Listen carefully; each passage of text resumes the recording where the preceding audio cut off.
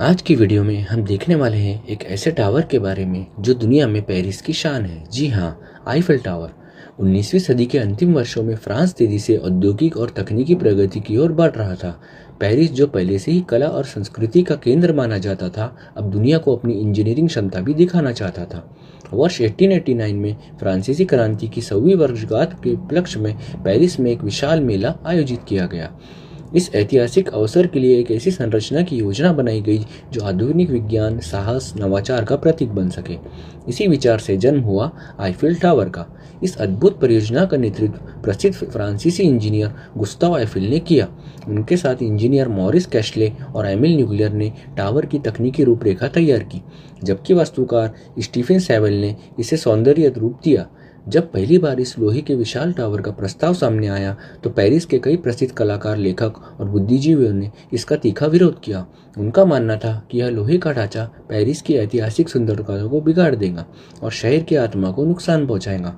विरोध के बावजूद गुस्ताव आईफिल ने अपने विचारों पर अडिग रहे। उन्होंने तर्क दिया कि यह टावर न केवल इंजीनियरिंग का चमत्कार होगा, बल्कि भविष्य की वैज्ञानिक प्रगति का भी आधार बनेगा। अंततः सरकार ने परियोजना को स्वीकृति दे दी और 1887 में आईफिल टावर का निर्माण कार्य शुरू हुआ। निर्माण प्रक्रिया अपने आप में एक अद्भुत उपलब्धि थी।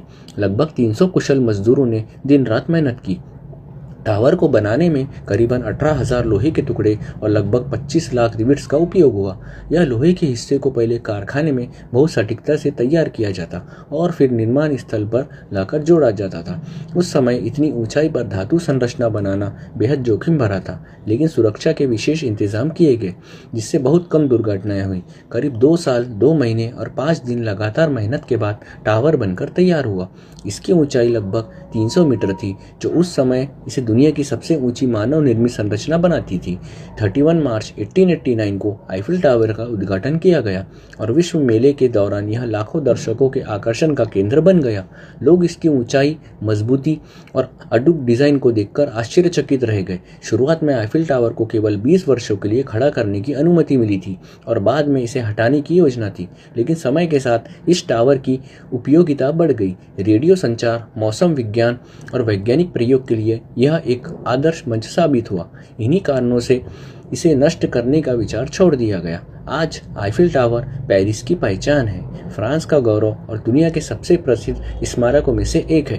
कभी इसे बदसूरत और अनुपयोगी कहा जाता था, वही टावर आज साहस, नवाचार, दूरदृष्टि का प्रतीक बन चुका है। आईफिल टावर हमें यह सिखाता है, नए विचारों का विरोध चाहे कितना भी हो, अगर विश्वास और मेहनत हो